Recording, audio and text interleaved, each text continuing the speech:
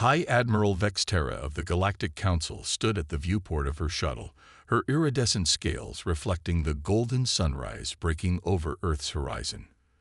Below, the sprawling complex of the Solar Defense Academy stretched across the Australian outback, its modern architecture a stark contrast to the red desert surrounding it. She flexed her membrane-webbed hands, a gesture of nervous anticipation among her species. Remarkable how they built their premier training facility in such an inhospitable location, remarked Council observer Xinlu, his crystalline form refracting the morning light. Most species prefer comfort for their educational institutions. Humans, Vexterra replied, seem to have different priorities. She'd spent the last 3 stellar cycles studying humanity's rapid rise from a pre-FTL civilization to a force that had successfully repelled 2 Drachnid incursions. The Council had dismissed those victories as luck, until the humans began winning trade negotiations with the same unconventional thinking. The shuttle descended toward a landing pad where a small welcoming committee awaited. Through the viewport, Vexterra could see they were mostly human, with a few integrated alien instructors, a recent development that had raised eyebrows throughout the galaxy. Commander Sarah Chen stood at attention as the alien delegation disembarked. At 45 standard Earth years, she carried herself with the quiet confidence of someone who had earned her position through merit rather than politics. Behind her stood a diverse group of Academy staff, including Major Durek O'Connor, the head of physical training, and Dr. Zyra, a Centaurian quantum combat specialist who had defected to Earth 5 years ago. High Admiral. Chen bowed slightly, the universal gesture of respect. Welcome to Solar Defense Academy. We're honored to host the first official Galactic Council inspection of our training methods. Vexterra noted the careful choice of words, not evaluation or assessment, but inspection. The humans were subtly asserting their independence while maintaining diplomacy. Clever. The honor is ours, Commander, Vexterra replied. The Council is particularly interested in understanding how you've achieved such remarkable results with traditional methods. Chen's smile didn't waver, but her eyes sparkled with something that made Vexterra's scales ripple. Perhaps it's best if we show you. We've prepared a full demonstration of our first-year cadet training program. The tour began in what the humans called the Forge, an enormous indoor facility that simulated various planetary conditions. Currently, it was configured to recreate the gravity and atmosphere of a heavy world. Through reinforced windows, the delegation watched as cadets in environment suits practiced movement drills. 3 times Earth gravity, Major O'Connor explained, his Irish accent adding texture to the words. They train here until they can function effectively in any environment. We believe in preparing bodies as well as minds. Council observer Xinlu's crystalline structure vibrated in what Vexterra recognized as disapproval. Surely with modern exo-assists and gravity compensators, such physical conditioning is unnecessary. Dr. Zira stepped forward, her tentacles rippling in the way Centaurians expressed amusement. I once shared your perspective, observer. But what happens when the technology fails? Humans train for the worst possible scenarios, because they've learned through bitter experience that such scenarios inevitably occur. As if to emphasize her point, the lights in the forge suddenly dimmed. The cadets smoothly switched to backup systems and continued their exercises without missing a beat. Vexterra noticed that Commander Chen hadn't even flinched at the power fluctuation. A scheduled test? Vexterra inquired. No, Chen replied. But our cadets understand that real combat rarely follows a schedule. Adaptation isn't just encouraged here, it's required. The delegation moved on to observe a classroom session, but it was unlike any educational setting Vexterra had encountered. Instead of passive information absorption or direct neural downloads, the cadets were engaged in what appeared to be structured argument. Tactical ethics, Chen explained. Today's scenario. Your ship discovers a civilian vessel in distress in contested space. Intelligence suggests it might be a trap. The ship's distress call includes sounds of children crying. You have 3 minutes to make a decision. And defending your choice is as important as the choice itself. Vexterra watched in fascination as the cadets broke into heated debate.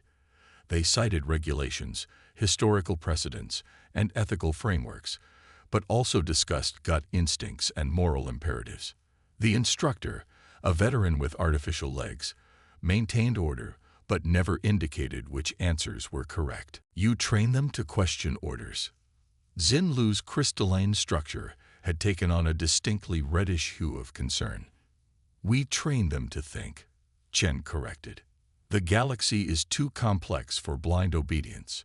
Our cadets must understand not just how to follow orders, but when and why they might need to adapt them.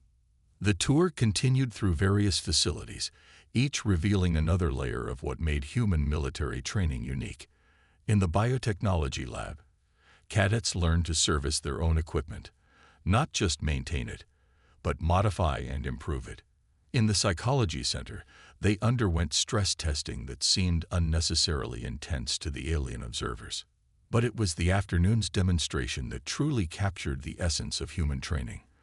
A squad of first-year cadets was tasked with solving a complex problem, evacuating a simulated colony under attack while protecting crucial research data.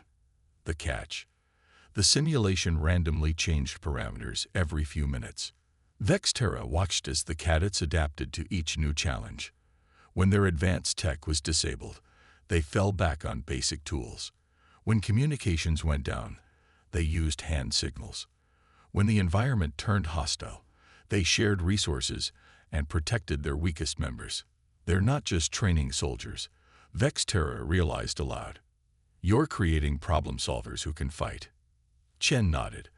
The greatest weapon humanity has ever developed isn't our technology or our tactics. It's our ability to adapt, to think creatively under pressure, and to work together in chaos. That's what we teach here. As the sun set over the academy, casting long shadows across the desert landscape, Vexterra made notes for her report to the council. She had come expecting to find the secret to humanity's military successes in some advanced technology or revolutionary combat doctrine.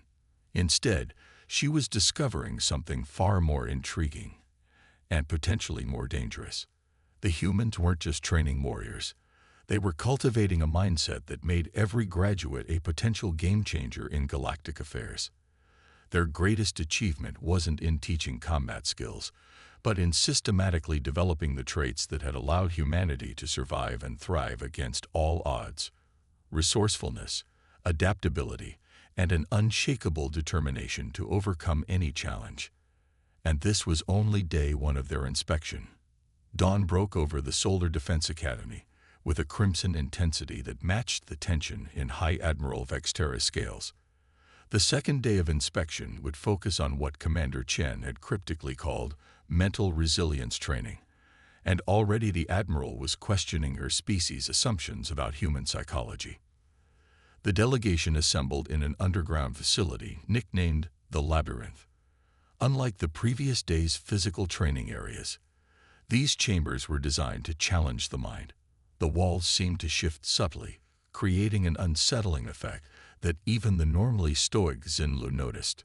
The architecture itself is part of the training, Dr. Zira explained, her centaurian tentacles weaving complex patterns of scientific interest. Humans call it environmental psychological pressure. The design subtly affects cognitive processes, forcing cadets to maintain focus despite subconscious stress. A group of second-year cadets entered the facility, led by Lieutenant Maria Santos, the Academy's head of psychological warfare training. Her dark eyes carried the weight of experience, though her file indicated she was barely 30 Earth years old. Today's exercise, Santos announced, is called Impossible Choice. The parameters are simple. Complete the mission while maintaining your humanity. She paused, allowing a slight smile. Of course, nothing about it is actually simple. The cadets split into teams and entered separate chambers. Through monitoring screens, the delegation watched as each team faced increasingly complex scenarios. What started as basic tactical decisions evolved into moral dilemmas that made even the alien observers uncomfortable. This is unusually cruel. Observer Xin noted as one team struggled with a scenario involving potential civilian casualties. You deliberately caused them psychological distress. Commander Chen's response was measured but firm. We prepare them for the reality that space exploration and combat aren't just about technology and tactics. Sometimes there are no good choices, only less terrible ones. Better to face those situations here, with support and guidance, than for the first time in the field. The scenarios grew more intense. In one chamber, a team faced a simulated first contact situation gone wrong, with miscommunication leading to escalating tensions. In another, cadets dealt with a seemingly unsolvable puzzle while under time pressure and with limited resources. What fascinated Vexterra wasn't just the challenges themselves, but how the humans approached them. Where her species would seek perfect solutions through logical progression, these cadets embraced uncertainty. They made decisions with incomplete information, adapted when those decisions proved wrong, and most surprisingly, supported each other through failures. Notice how they processed defeat, Dr. Zura pointed out as one team failed to achieve their objective. In most species, failure in training leads to shame or resignation. Humans seem to treat it as information. Indeed, the failed team was already huddled together, analyzing their mistakes with an enthusiasm that seemed inappropriate to the alien observers. They were learning, adapting, and somehow becoming stronger through their failures. The afternoon session revealed another aspect of human psychological training that stunned the delegation. The cadets were subjected to simulated environments that triggered primal fears, darkness, isolation, the unknown, while being expected to complete complex tasks. Fear management, Lieutenant Santos explained. We don't teach them to be fearless. That's dangerous. We teach them to function effectively, despite their fears. To understand that fear is information, not an obstacle. One particular exercise caught Vexterra's attention. A cadet was placed in a chamber that simulated deep space exposure. The sensors showed elevated heart rate and stress hormones, yet the young human maintained remarkable focus on the task at hand, manually repairing a complex piece of equipment. Cadet Chen Wu. Commander Chen noted, watching the Admiral's interest. Third-generation spacer family. She's actually afraid of open space, a not uncommon phobia. But watch how she uses that fear to heighten her awareness and speed. You allow someone with a fear of space to train for space operations. Xinlu's crystalline structure flickered with confusion. In our systems, she would be directed to a more suitable career path and lose an exceptional talent because of a manageable fear. Chen shook her head. Humans believe that our challenges can become our strengths if we face them correctly. Chen Wu's fear makes her more thorough in her safety protocols than most. She's top of her class in EVA operations. The day's final exercise demonstrated this philosophy in action. The entire cadet class was gathered for what they called a dark zone scenario. All technology above a certain complexity was rendered inoperable, simulating a massive technological regression. The objective: maintain civilization and order while rebuilding technological capabilities from scratch. What unfolded over the next few hours challenged everything the alien delegation thought they knew about human psychology. The cadets organized themselves without central authority, established communications using primitive methods, and began solving complex problems with basic tools and raw materials. This isn't just military training. Vexterra realized, watching as the cadets created a working electrical generator from seemingly random parts. You're teaching them to rebuild civilization itself. Every Solar Defense Academy graduate should be capable of preserving and rebuilding human knowledge and society, Chen confirmed. We learned that lesson the hard way during the dark years of our history. Never again will humanity risk losing its progress to any single catastrophe. As the exercise concluded, Vexterra made additional notes for her report. The Council had always viewed human unpredictability as a weakness, a sign of their species' immaturity. Now she was beginning to understand that this same trait, Their ability to function and even thrive in chaos might be their greatest strength. The humans weren't just training soldiers or officers. They were creating survivors, innovators, and leaders who could face any challenge the galaxy might present. And they were doing it by embracing the very aspects of their psychology that other species try to suppress: creativity, adaptability, and an almost irrational optimism in the face of impossible odds. Tomorrow would bring new revelations, but already Vex Terra suspected that the Council's approach to human integration into galactic society might need serious reconsideration. The third day of inspection began with what was supposed to be a routine demonstration of advanced combat scenarios. Instead, it would become a testament to everything the Solar Defense Academy stood for. High Admiral Vex Terra and the delegation had assembled in the Academy's central observation chamber, overlooking the massive training arena known as the Crucible. Commander Chen stood at the control panel, her usual composed demeanor in place as she explained the day's exercise. Today's demonstration involves a multi-environmental combat scenario. 3 teams of cadets will. She stopped abruptly, her attention drawn to a flashing red indicator on her display. The Academy's AI system cut through the air with an urgent announcement. Warning: containment breach detected in Research Section Beta. Quantum fluctuation anomaly expanding. All personnel initiate emergency protocols.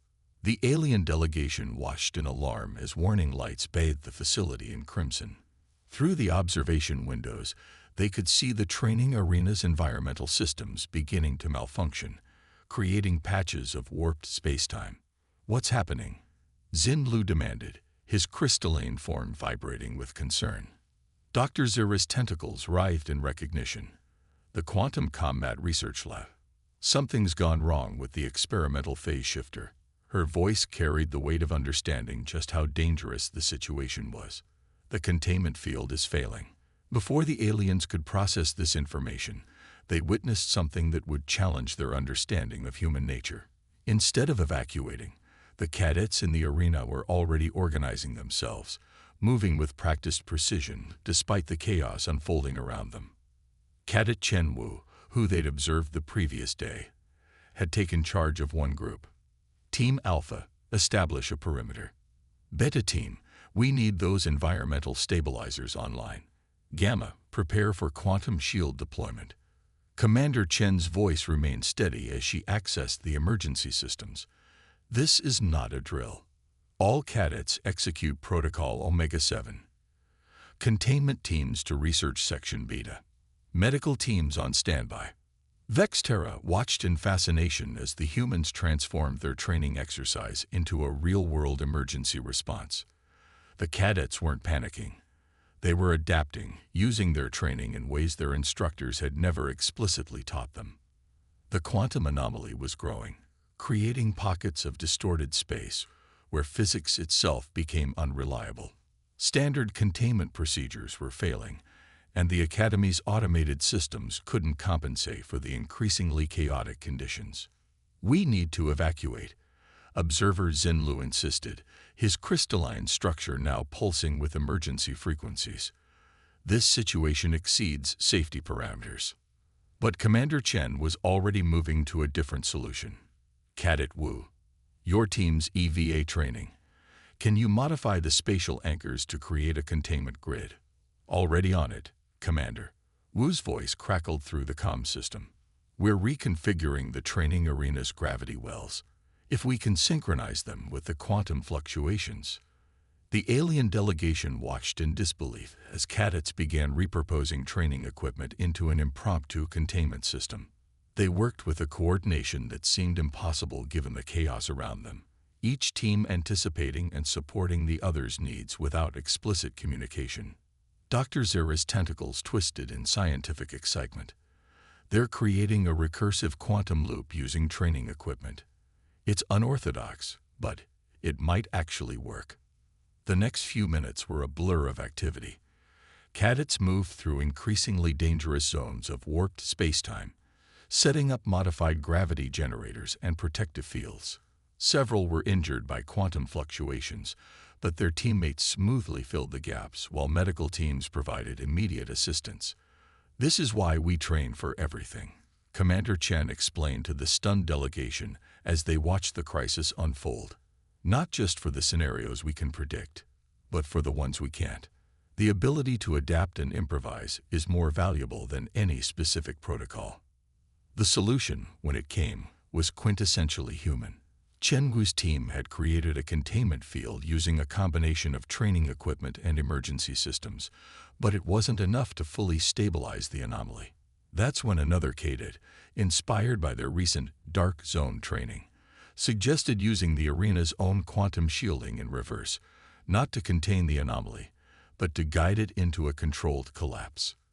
"It's counterintuitive," Wu explained through the comm system. "But if we can't contain it, we can direct its collapse into the least dangerous configuration, like channeling an explosion upward to minimize damage." Commander Chen gave the authorization, and the cadets executed their plan with precision born of countless hours of training. The quantum anomaly, guided by their improvised system, collapsed in on itself with a spectacular display of light and energy, but without causing catastrophic damage to the facility. As emergency teams moved in to secure the area and treat the injured, Vexterra found herself reevaluating everything she thought she knew about human military training. The cadets hadn't just survived a crisis, they had adapted to it, improvised solutions, and maintained their cohesion under conditions that would have broken most professional military units. "Your cadets," she said to Commander Chen. "They didn't just follow emergency protocols. They created new ones on the spot." Chen nodded, pride evident in her expression. "That's the point of all this training. Not to teach them every possible solution, but to teach them how to find solutions to impossible problems." Today was just a more practical demonstration than we had planned. As medical teams treated the injured and engineering crews began repairs, Vexterra watched the cadets already gathering to analyze their response, discussing improvements and lessons learned. Even in the aftermath of crisis, they were learning, adapting, growing stronger. The day's events had demonstrated something that no planned exercise could have. The true purpose of the Solar Defense Academy wasn't just to train soldiers, but to create problem solvers who could face the unknown with confidence and creativity. The galaxy, Vexterra realized, was not ready for what humanity was becoming. The fourth day of the inspection dawned with an atmosphere heavy with anticipation. The quantum anomaly incident had left its mark on the Solar Defense Academy, both physically and metaphorically. Rather than suspend the inspection, Commander Chen had invited the delegation to observe something unprecedented: the Academy's response to an actual crisis. High Admiral Vexterra found herself in the Academy's main briefing theater, watching as cadets and instructors gathered for what humans called an after-action review. The energy in the room was unlike anything she'd experienced in her centuries of military service. Not defeat, not quite victory, but something uniquely human. Yesterday's events, Commander Chen began, standing before the assembled crowd, were not part of our planned demonstration, but they taught us more about ourselves and our capabilities than any scripted exercise could have. She gestured to the holographic display, showing details of the quantum containment breach. "I want to hear your thoughts. What worked? What didn't? What can we learn?" What followed astonished the alien observers. Instead of a formal report or a top-down analysis, the discussion flowed freely across ranks and specialties. Cadets who had been on the front lines shared insights with quantum physics instructors. Medical team leaders discussed improvised treatments for quantum exposure with engineering students. Cadet Chen Wu, still bearing minor burns from quantum exposure, stood to address a point about the modified gravity wells. The standard containment protocols failed because they assumed a stable quantum field, but by applying principles from our environmental adaptation training, she proceeded to break down a complex quantum physics problem using analogies from basic survival exercises. Several senior instructors were taking notes. The alien delegation exchanged glances. In their military academies, such bottom-up innovation would be unthinkable. Dr. Zera's tentacles rippled with academic excitement as she added her own observations. The cadet's solution violated 3 fundamental principles of quantum containment, and yet it worked. They achieved this by combining seemingly unrelated training elements in ways we never considered. Commander Chen nodded. That's the core of what we teach here. Every piece of training, every challenge, every failure becomes part of a toolkit. We don't just want officers who know the rules. We want leaders who know when and how to rewrite them. The discussion shifted to the casualties and injuries sustained during the incident. Instead of focusing solely on prevention, the humans analyzed how their response had adapted to protect the injured while maintaining operational effectiveness. Notice, Vexterra murmured to her fellow observers, they're not seeking to eliminate risk. They're learning to manage it more effectively. The afternoon session revealed another aspect of human military education that challenged alien perspectives. The Academy had organized cross-disciplinary teams to study the quantum anomaly's effects, turning a potential disaster into a learning opportunity. Cadets who had been in the thick of the crisis worked alongside theoretical researchers, their practical experiences informing new hypotheses. You're teaching them to be scientists as well as soldiers.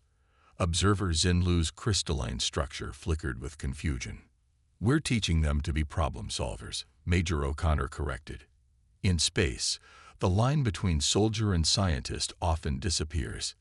Yesterday proved that. The delegation observed as teams of cadets constructed detailed simulations of the incident, using their combined experiences to create training scenarios for future classes.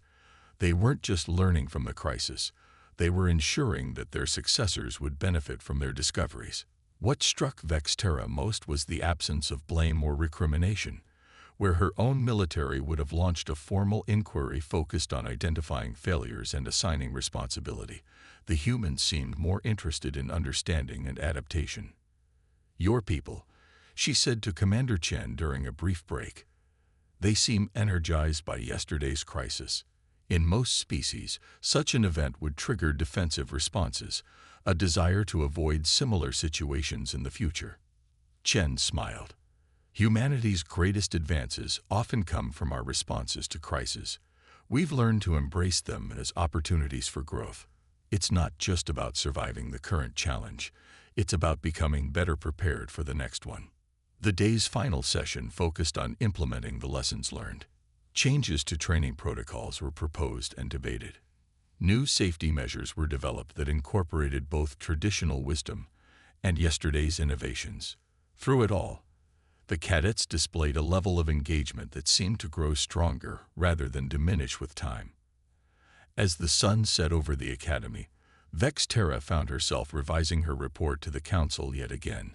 The humans weren't just training military officers, they were creating a new kind of leader, one capable of turning crisis into opportunity, chaos into innovation. The implications were both exciting and terrifying. A species that could not only survive crises but grow stronger through them, that could turn their greatest challenges into catalysts for advancement. Such a species would be impossible to contain through traditional means. We thought we were coming to evaluate their methods, she confided to Dr. Zera as they watched cadets continuing their discussions long after the formal sessions had ended. Instead, we may be witnessing the emergence of something entirely new in galactic civilization. The Centaurian scientists' tentacles formed patterns of agreement. Perhaps that's why their training seems so alien to us. They're not preparing for the galaxy as it is. They're preparing for the galaxy as it could be. As night fell over the Academy, lights still burned in laboratories and training rooms. The crisis had not broken the human spirit. It had tempered it, like the steel they still ceremonially forged in their ancient traditions. Tomorrow would bring the final day of inspection, but already Vexterra knew that no report could fully capture what she had witnessed here. The galaxy, she realized, would need to adapt to humanity just as humanity had learned to adapt to every challenge it faced. The alternative was to be left behind by a species that had turned adversity itself into a tool for advancement. The final day of inspection began not in a briefing room or training facility, but in the Academy's memorial garden. High Admiral Vexterra stood before a simple stone monument, her scales shifting in the pre-dawn light as she read the inscription, "To those who dared to reach for the stars and taught others to follow." Commander Chen walked slowly through the garden, giving the alien delegation time to absorb the significance of this quiet space. "We begin every graduation ceremony here," she explained. "It reminds us that everything we teach, everything we learn, serves a greater purpose." The past 4 days had shattered nearly every preconception the Galactic Council held about human military education. Now, on their final day, the delegation would witness something few outsiders had ever seen: the Academy's graduation trials. "Today's trials are different," Chen explained as they made their way to the observation deck. "After yesterday's events, we've incorporated new elements based on what we learned. The cadets had input on the changes." Observer Zenlu's crystalline structure pulsed with surprise. "You modified your graduation requirements overnight." "Adaptation isn't just for emergencies," Chen replied. "It's a way of life." The trials began at sunrise. The delegation watched as graduating cadets faced challenges that combined everything they had learned, and some things they couldn't have prepared for. The scenarios were unlike anything Vex Terra had seen in her centuries of military service. In one trial, a team had to negotiate with an AI-driven alien culture while simultaneously managing a cascading technical failure in their communication systems. Instead of following standard protocols, they created an improvised sign language based on their xenobiology studies and basic physics principles. "They're not just solving the problem," Dr. Zira observed, her tentacles weaving patterns of academic interest. "They're creating new ways of solving problems." Another trial placed cadets in a simulated first contact scenario with a silicon-based life form that operated on completely different temporal scales. The challenge wasn't just communication, it was understanding a fundamentally different way of experiencing reality. "Notice," Chen pointed out, "they're drawing on everything from their quantum physics classes to their historical studies. Every piece of knowledge is a tool." As the day progressed, Vex Terra began to understand the true scope of what the Solar Defense Academy had achieved. These weren't just military exercises, they were preparations for humanity's role in reshaping the galaxy itself. The final trial brought everything together in a way that left even the alien observers speechless. Teams of cadets were presented with a scenario that seemed impossible: a dying star, a civilization in crisis, and resources that appeared woefully inadequate for the task at hand. What followed was a display of everything that made human military training unique. The cadets didn't just address the immediate crisis, they reimagined the entire situation. They found ways to turn the star's death into an energy source, transformed evacuation challenges into opportunities for cultural preservation, and created solutions that would leave the affected civilization stronger than before. "This," Commander Chen said quietly, "is what we really teach here. Not just how to solve problems, but how to transform them into opportunities. Not just how to save lives, but how to make those lives worth saving." As the trials concluded, Vex Terra requested a private meeting with Chen. In the commander's office, overlooking the academy grounds where new cadets were already beginning their training, the High Admiral made an unprecedented proposal. "The Council sent us to evaluate your training methods," she began, her scales shifting through colors that indicated deep thought. "Instead, we've discovered something that could change the course of galactic civilization itself." Chen waited patiently as the Admiral gathered her thoughts.